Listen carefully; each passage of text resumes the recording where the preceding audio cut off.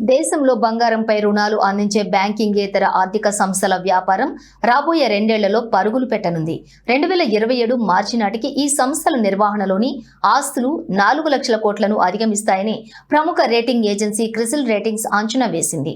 గత 2 ఏళ్లలో 27% ఉన్న వృద్ధి రేటు రాబోయే 2 ఏళ్లలో ఏకంగా 40% చేరుతుందని తన నివేదికలో వెల్లడించింది.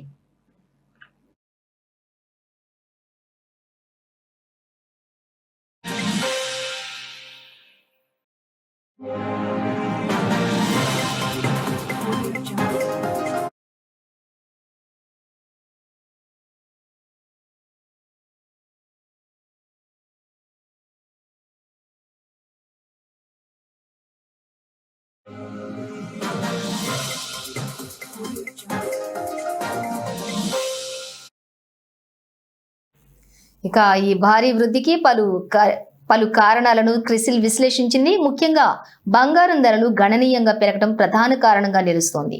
ప్రస్తుత ఆర్థిక సంవత్సరం మొదటి 9 నెలల్లోనే పసిడి ధరలు సుమారుగా 68% పెరిగాయి. దీంతో అధిక విలువ కలిగిన హామీపై ఎక్కువ రుణాలు ఇచ్చేందుకు సంస్థలకు వీలు కలుగుతోంది.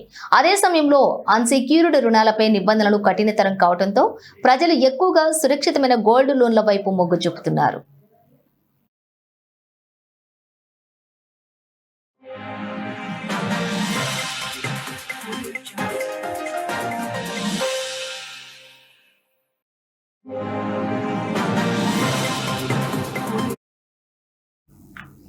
ఇక ఈ అవకాశాలను అందిపుచ్చుకునేందుకు ఎన్బిఎఫ్సిలు వినూత్న వ్యూహాలను అనుసరిస్తూ ఉన్నాయి.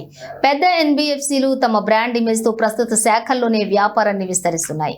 మరోవైపు మధ్య తరహా సంస్థలు కొత్త బ్రాంచ్లను ఏర్పాటు చేయడంతో పాటుగా పెద్ద సంస్థలకు బ్యాంకులకు ఒరిజినేటింగ్ పార్ట్నర్లుగాను వ్యవహరిస్తున్నాయి అని క్రిసిల్ రేటింగ్స్ డైరెక్టర్ అపర్ణ కిరుబాకరన్ వివరించారు.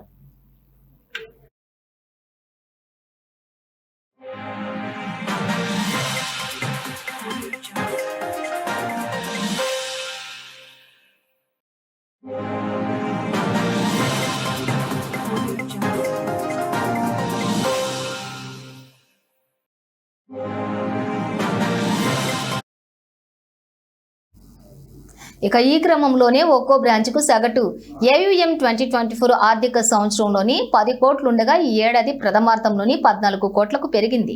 దీనికి తోడు 2026 ఏప్రిల్ 1 నుంచి చిన్న మొత్తాల గోల్డ్ లోన్లకు సరళీకరించిన లోన్ టు వాల్యూ నిబంధనలు అమల్లోకి రానుండటం కూడా ఈ రంగానికి మరింత ఊతమివ్వనుంది.